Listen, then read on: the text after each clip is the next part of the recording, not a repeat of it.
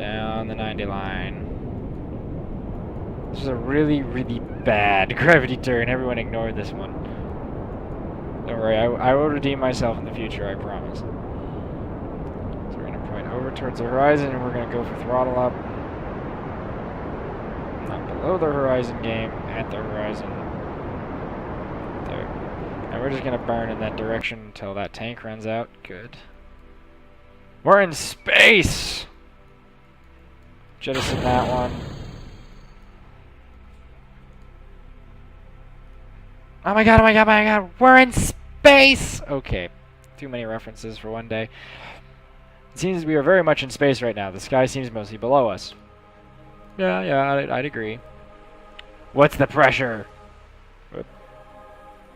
In vacuum. Really? The instrument reads 0. It's almost as if we're in vacuum. Vacuum! Wait, does that mean it's a gauge that actually can read absolute pressure? That's kind of cool. Temperature scan. Can anybody tell me why that's wrong? It shouldn't tell you anything. It should tell you whatever the spacecraft's temperature is, not the space temperature. On account of the fact that there is no air in space, so the way thermometers work is that they balance out to the air around them, and if there's no air, they don't do a thing. Liquid seems to have clumped into a sphere and also appears to become brittle in space. Cool. We have goo now. Alright, now we're closing in on our process, so we're going to go ahead and look at maybe doing a burn up here to orbit. Honestly, don't expect much. I don't think these engines have that much thrust left in them, or in them period, but we will find out, won't we? Alright, so we are going to go ahead and start it ahead 1/3, and you're going to pick up to full throttle as we burn. But I also don't want to get Jebediah stuck in space. So, if it looks like we're going to get close but no cigar, I am just going to cut off the engine and burn retro to try and ensure that we don't get him lost. Because that would be bad.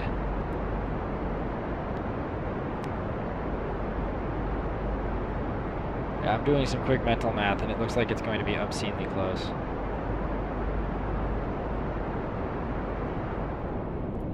Throttle back up. There we go. We're in space.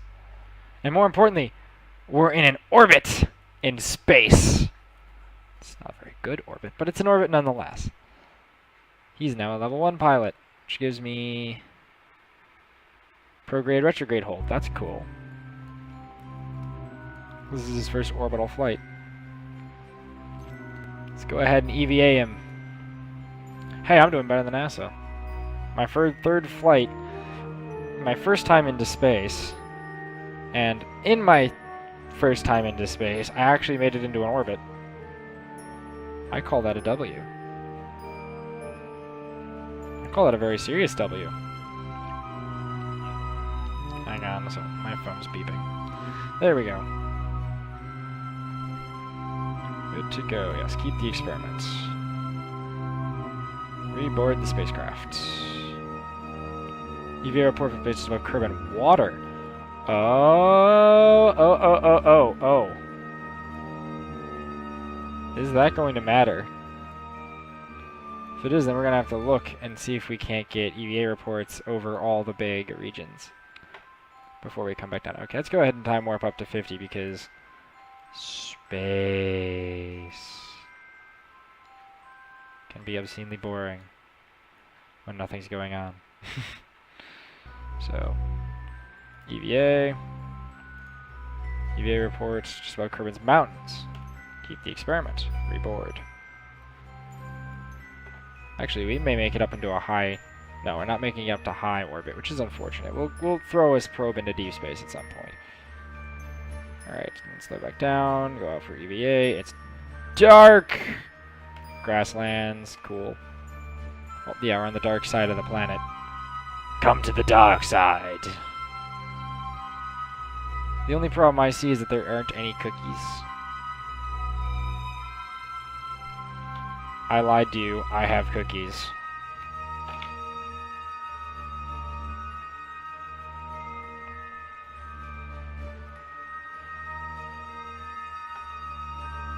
Alright, did that. Okay. So at this point, I think we're probably good. Having completed our first orbital attempt, and that maneuver can go away. We are not going into deep space today. Alright, so we're actually going to go ahead and tell him to lock a retrograde orbit. And we're going to do a burn for all we're worth and try and get back into the atmosphere. That'll work. Alright, so now we're going to cut loose this engine. Yes, I know there's a tiny bit of fuel left in it, but when you're doing atmospheric reentries, you want a very specific approach vector. Otherwise, the atmosphere is not very friendly to spacecraft, and that looks like a half-decent approach vector. So that's what we're going to go with, and that means we're going to cut loose this drive, which exposes the heat shield. Turn off the SAS for a little bit. And we're going to go ahead and time warp up until we hit about 75 kilometers. There we go.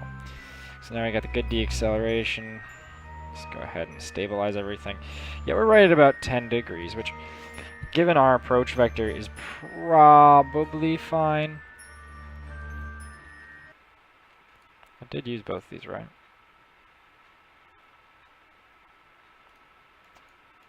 Yeah, I did use that one. Okay, so we're just going to get another upper atmosphere experiment, which it says if we can collect it, it's worth data, which my guess is that little bit of extra science is, hey, we confirmed what we saw before. Let's go ahead and switch over to the surface view. So now we're using more relative the surface rather than the core of the planet as our velocity point, which is good, which is good.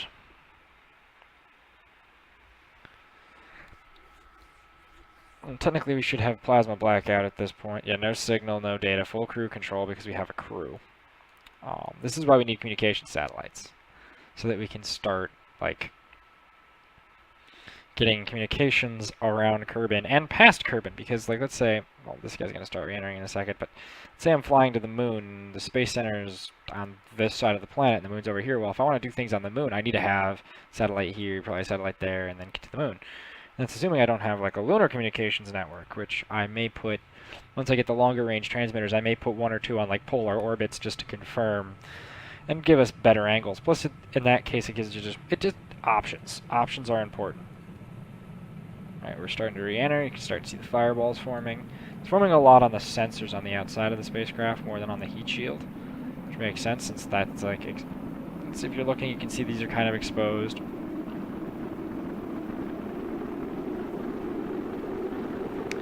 Regardless, we are now re-entering. The heat shield is doing its thing. Even if we were in comms range, we would definitely have a plasma blackout at this point. We're starting to use the wonderful advantages of aero braking to make sure that we can... Well, we're going to hit the ground anyway, just because we don't have an orbital velocity, but there's our service debris. We're a shooting star, except for I hope we don't burn up. Actually, I don't know whether we're going to burn up or not. I know there's a way to turn on a thermal overlay, I'm just not sure what it is. If anybody in the chat happens to know what that button is, please do tell me.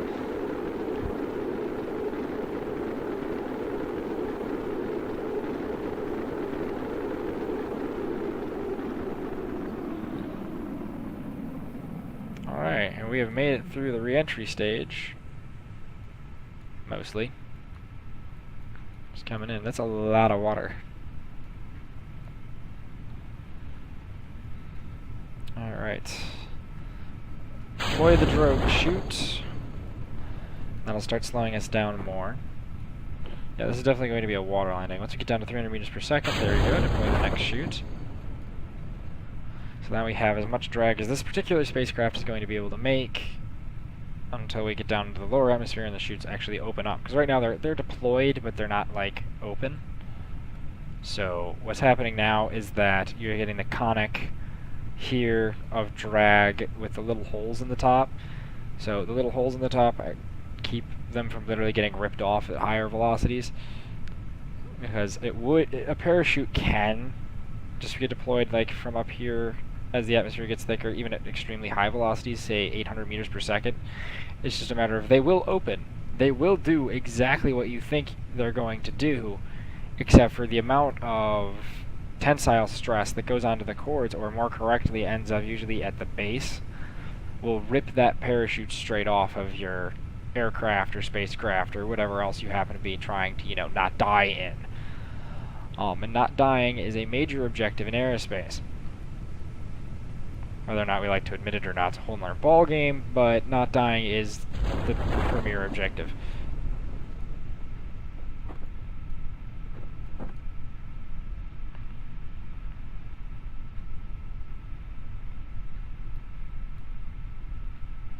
Alright, we're coming down. Drogue chute slowing us down nicely.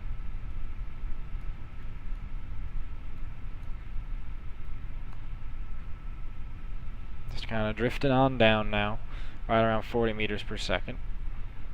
I'm not going to sit here and say that's slow, but... Alright, the main chute is opening. Main chute is deployed, so we can cut this one. Cut the drogue, so everything balances out nice. And now we're into the wonderful stage of nice, cozy drifting down to the water, which we can time accelerate because yay video games. Because honestly, having been through a space flight, I can just imagine, well, I personally haven't, but I imagine that if I was, you get through all this intense action, you just been through a fireball, then you deploy the parachute, and it's like, I know it's warm out there, but at the same time, this is taking forever. Alright, slowing down. Splash. Alright, we have a successful splashdown. I'm actually going to try to EVA. Okay, water glitch. So we can EVA. I don't think a spacesuit was entirely necessary to get here. Yes, it was. Absolutely. Water's evil. Get stung by a jellyfish. You wish you had a spacesuit on. You're taking a sample of the water. It appears to dramatically increase the surface humidity of anything it touches. I bet it increases the surface humidity to 100%. Probably. Alright, recover the spacecraft. Or what's left of it.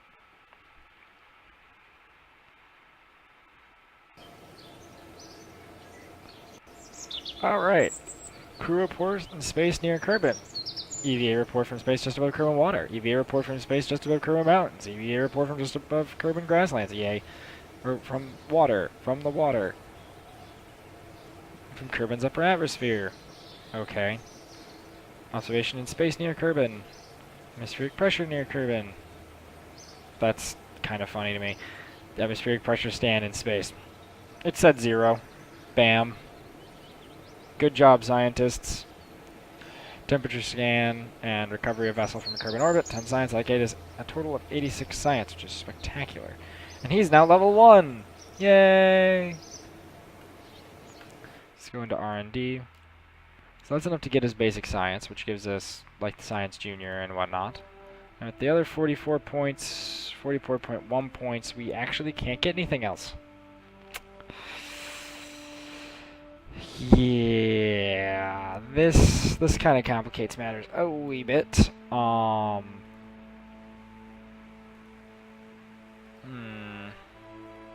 I'd like to get electronics as soon as possible. Okay, so now, that was space near Kerbin. Now, I believe space not near Kerbin is 250 kilometers. So that, I think, is going to be our next target.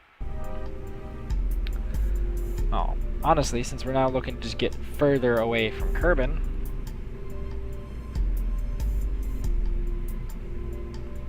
let's go ahead and take the same launch platform. We're just going to name it the second. Because, honestly, this flew very, very well, I thought. And we're going to go ahead, but this time we're not going to fly with Jebediah. Jebediah's had his fun. Let's go ahead and see Valentina, get her some experience.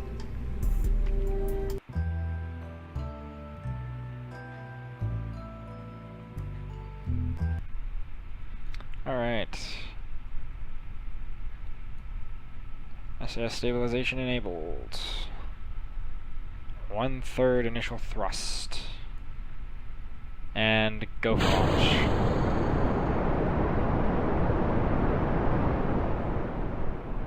Oh, the flight surgeon said we would not go for launch, and I don't think he gets an opinion in this situation. Nope. Sorry, flight surgeon. I don't think she's going to be in space long enough to get the measles. For those of you who got what I was just referencing, congratulations, you know your space.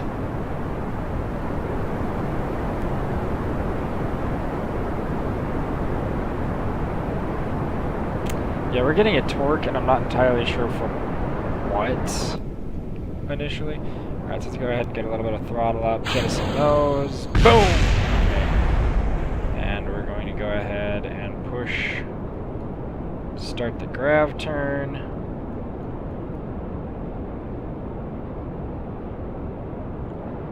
And we are through most of the atmosphere. We've already cleared max Q by a while now. Let's go ahead and throw the throttles wide open. This spacecraft into the grav turn. Turn off SAS so I can just do it. Keep everything nice and stable. Presently pitching down.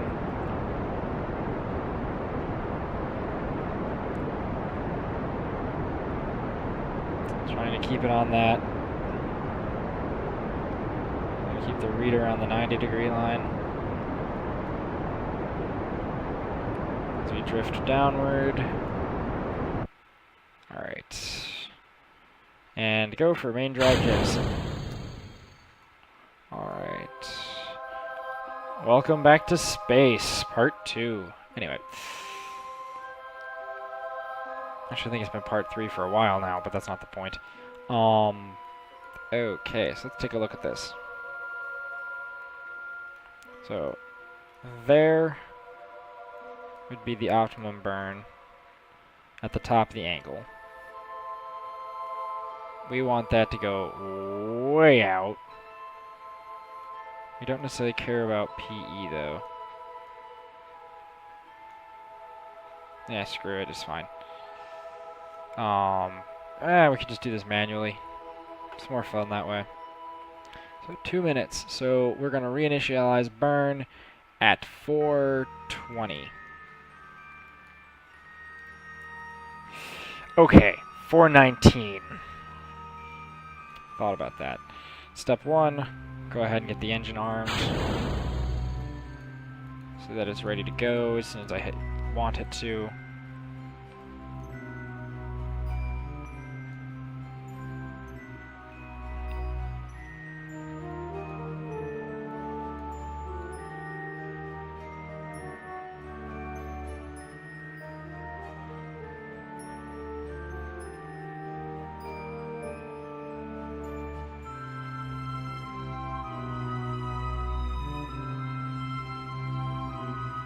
Oh, that's annoying.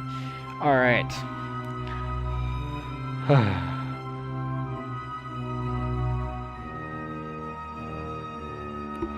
And so we're just waiting for the burn point. Yeah, I changed my mind. We're gonna open up the burn throttle. We're gonna open up the throttles at 4 minutes.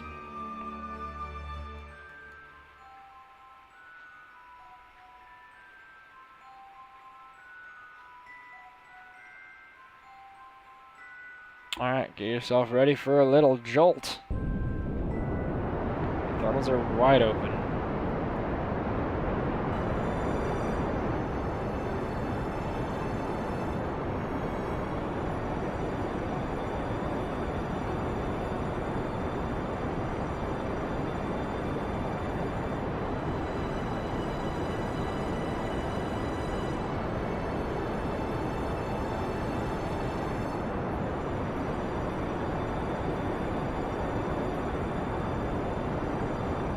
Good, good, good, good, good, good, good, good, good.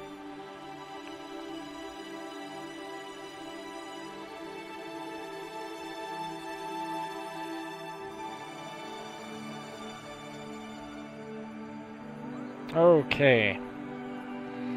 Now my only concern is, do we have enough fuel to get back into the atmosphere, or do we not? And to be honest, I don't know. For the YouTube folks, you're going to find out next time. For the Twitch folks, you get to hang out and see what happens.